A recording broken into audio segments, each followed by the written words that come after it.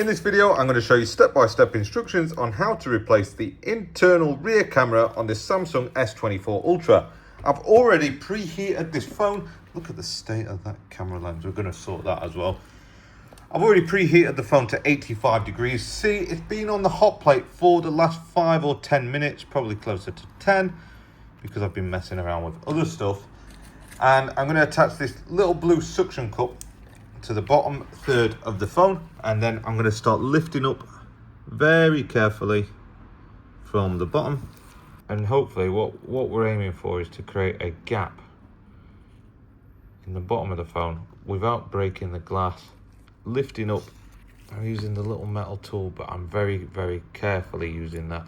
Generally, once you've sort of exposed a small part of this, then you can get the guitar pick in there and start opening it up.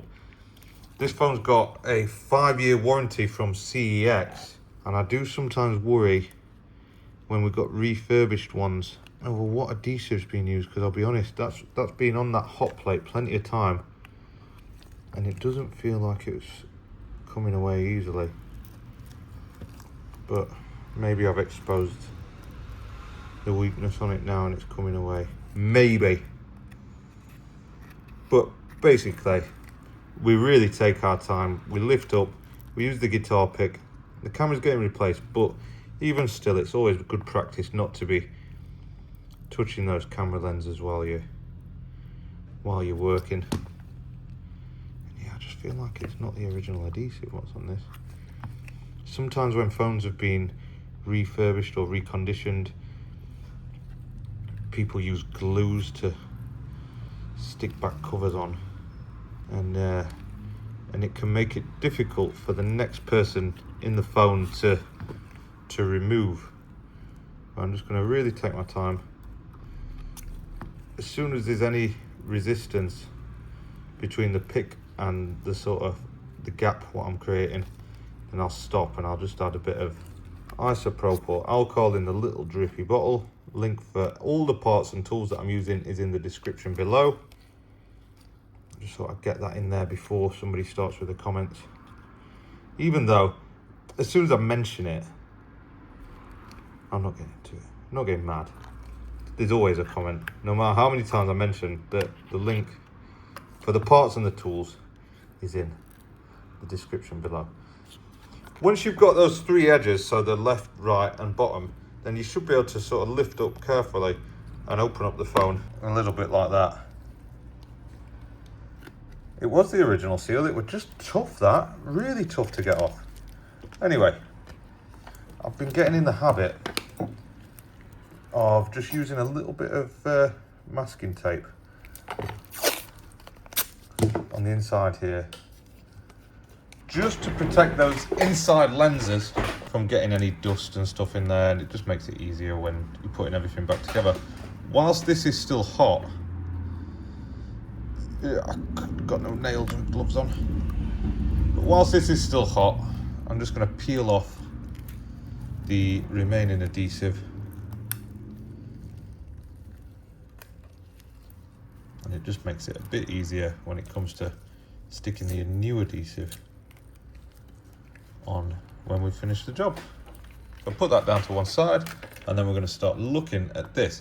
Just a quick side note, if the phone doesn't have a screen protector on it, it's always worth putting some tape on there, because we're going to do most of this work with the screen flat, and if there's any muck or glass or anything harder than the glass of the screen, then there's a big risk that you're going to scratch it. So just protect it with something. A screen protector's fine, bit of tape, anything.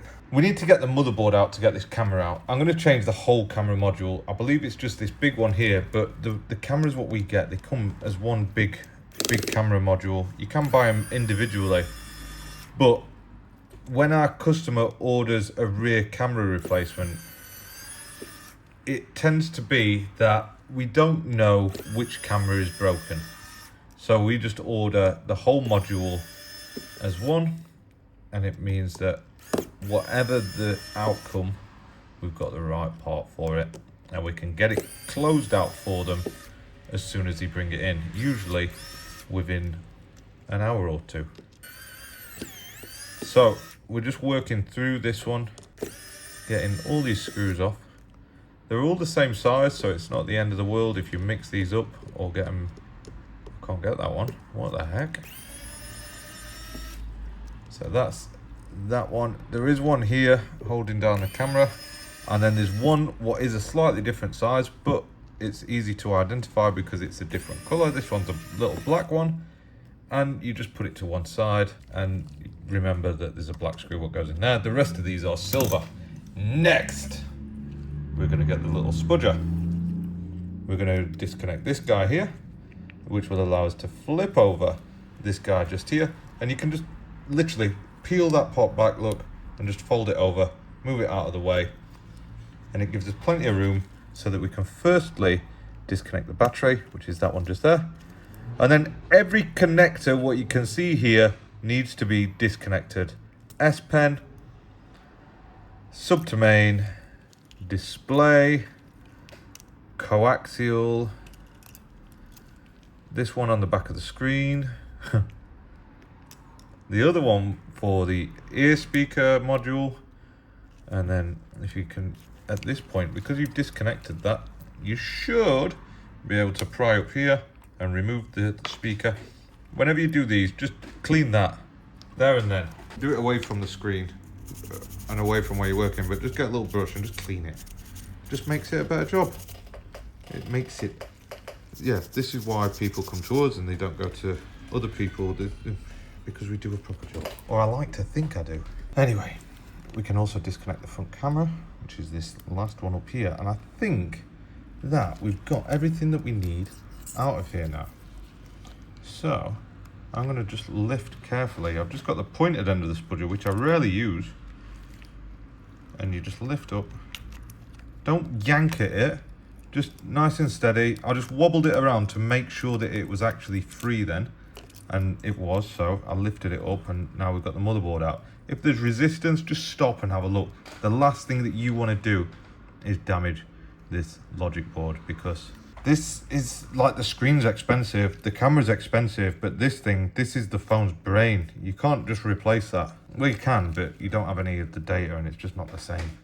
Anyway, when you flip this logic board over, you've got 1, 2, 3, 4, that's right, connectors. That's for the 1, 2, 3, 4 cameras what are on the phone. So we're going to disconnect each and every one of these. Just use plastic tools for this. It's all great and well, you know, using your metal tweezers, but just use plastic. And that's it. The camera module it comes away very easily. Now, if you start swapping individual cameras, then generally there's some screws at the back what hold it all together here, and it's a bit like a jigsaw puzzle, piecing them back together, but you have to sort of hold them and fold them in certain ways, and there's little pins what hold it in place. But for us, we're swapping this whole module with a whole replacement part. So we have got the part, which looks a little bit like that, and we've got a couple of seals. I'm only going to use one of them, hopefully. Let's just have a little tidy up of the desk. How mad is it that the motherboard is smaller than the cameras? Or is it about the same size? Look, crazy. Anyway, I am just going off on one really, aren't I? For this new one, look, it comes nicely protected with these little protectors on there, which is great. And I don't know what much else there is to say apart from just take your time. Be careful when you're putting these on. Remember which way they go, and it looks like that, doesn't it? So they need to go like that, and then we need to flip it over, and then we can just reconnect each and every connector. I was watching a video yesterday when I was repairing my own MacBook screen. Hang on, there's just a little bit there what looks like it's going to be a little bit of a snagging point, so and you'll understand my point. So look there, there's a little lip what comes out of that top camera, and that needs to sit on top of the logic board there. So just beware that that is a little snag, and it might catch you off guard. And when you put that in, if it's not in right, what I'm saying is when you put the motherboard into the chassis, if that's not in right, then it will not sit right, and then there's a risk that you'll damage that board. So just be careful of that. The point what I was talking about, that's all installed by the way. The point that I was getting at was that the other day I was repairing my MacBook screen, and there was a point what I got to where I was having trouble with it, and every single video greased over the snag point, and I didn't find a single one what sort of covered how to get this particular part in.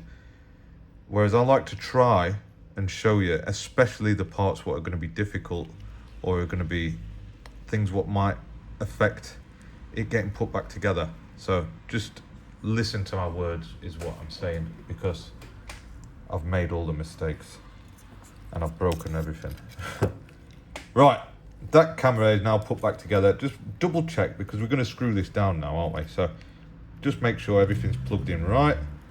We are going to slide this logic board in under the front camera, making sure that it wraps around all these parts and we're not trapping any of these cables underneath the motherboard. And then we'll start from the bottom and we'll start connecting. That's the display cable, I think, and then we've got the sub to main cable just here. Just push down on both sides, making sure that it's plugged in right. Don't crunch them. If they're not, don't force them. That's what I was getting at. I'll leave the battery till last. We'll get the S Pen, the little rear display cable. I'm not sure what that one does. If anybody could tell me, that'd be grand. I can't remember. It comes from the back of the screen, but I don't know what it does. And then finally, we've got the ear speaker module, what we cleaned, remember. If you've not cleaned it, clean it now before you put it in. And that sits in there like that. We can now reconnect the battery. And what I'm going to do, I'm going to get, there we go, it's having a bit of trouble. I'm going to put that little black screw in, and that's going to hold the camera in place. So that goes up the top there. And then I'm just going to put one more screw in, and it's going to be this one in this top corner. I'll fold this over now, and maybe I'll put one more screw in. We'll fold that over, connect the wireless coil, and I'll put one more screw in. We'll just put it in the middle there. And the reason that I'm putting that in and not screwing everything else down is because I want to make sure, hello, that's a really nice and reflective screen protector, isn't it? Right, we'll get some power on there. And let's make sure that this is working right. Because the worst thing you can do is put everything back together only to find that one of the cameras isn't working. I think our customer stuck it in maintenance mode, which is always helpful. Hopefully we get focus enhancer is on. We've got the ultra wide, which is great. We've got the 1X, which is great. We've got the 2X, and that's focusing, good. 3, focusing 2, very nice. I'm taking photos, oops. 5, are we getting focus? We've got a bit further range on there. We'll get that Gorilla Tape. And the 10X, 30X, wow. I've not actually used this on the S24 Ultra, that's really good. And this is the moonshot. Everything's looking pretty good. Let's see if we can get the Gorilla's testicles, which we won't get that, obviously, you rude people. Anyway, that camera's working. Right, so we know that the camera works. The quality wasn't the sharpest it's going to be there because it's still got these little protective things on there. I will leave them on until the very last moment, but I'm satisfied. If you're not sure or you want to test it a little bit further, then point it at a white screen, a white wall, something like that, and you will get a sort of a good idea that there's no black spots or anything on there. Now, it's time to put it all back together properly. Start putting all these screws back in. Let's zoom in so you can see the nice close-up screwing in shot montage. And yeah, we're just going to make sure that everything screws down. If you remember, we put the little black screw which goes there, and it was the only one that was different size to anything else. So every other, wherever there's a hole now, we're going to just put one of these little silver screws in there. I've got 3 left. Don't forget to like the video. If you're having a go at the repair yourself, I want to know how you get on. Leave me a comment below. And if you like repair content just like this, make sure that you're subscribed to the channel for more. We've got some good videos coming out in the next few weeks. And yeah, there's always something to learn. something to learn about this screw is that it didn't want to go in the first time. What the hell's going on? Whenever something doesn't go in right, we just have to take a look at it again and figure out what the hell is going on. Why was that stopped? And now I just broke it. I don't remember there being a smaller screw. So why didn't that one go in? There's always some smart ass who's probably got the answer before me, but I must have missed it. I must have skipped that class. There's no reason, is there? They're the same. It's the same hole as the rest of them. The good news is it's only going into the frame. It's not there doing any damage. There we go. That's got it in that time. I wonder what happened there. Hopefully we get them resting without any problems. I'm just looking if there was any chance that there was one screw that was smaller. Anyway, you probably won't even see this bit because I'll probably cut it out of the video. In case anybody's interested, it's the hottest day that England's ever seen at the moment. And I'm actually sweating while I'm working. It's not been too bad in the shop all day. And then all of a sudden the sun's come around and it seems to have turned the front of my shop into an oven. A screaming hot one at that. Anyway, that's all the screws back in, including the one what was being difficult. Now, all that's left to do, peel off the genuine, always authentic, always real, always genuine. The real, genuine Samsung service pack adhesive. And we're going to push it down. And then you can get your spudger and you can just push it right into all the cracks and crevices. Make sure that it's all pushed down all the way around the edges. Because once it's down, that's it, you're fully committed there. You're not going to get it back up, so you just want to iron out any bits. Make sure it sits flat, and it should stick good then. And it seems to have stuck good. Right, I'm happy with that. For this little back cover, you know what? I'm going to leave that like that for a minute because, can you remember I pointed out that this guy had a really bad camera lens installation going on, and I'm going to pop it out, which I don't know if you saw that. I just poked it from that side, and look, it's a really thick, it's the wrong one, that I'm pretty sure. It's super thick and it's just too big for the hole that it's going in. So for the back cover, you will just need to give it a little rub down, make sure that it's all cleaned up as much as you possibly can. There is sometimes some bits of adhesive that stick behind. There's not much you can do about that. You can get it as close to perfect as possible, but you can't never achieve perfection. So I did attempt to achieve some closeness to perfection off camera there, and it's looking pretty fresh. We've already peeled off the adhesive cover. All I need to do now is lift them up, even though it's just come out of the shop or the factory like that, whatever, and I'm still gonna blow all the dust off. Same on the inside of the camera lenses, make sure that they're nice and clean, and then get it stuck on.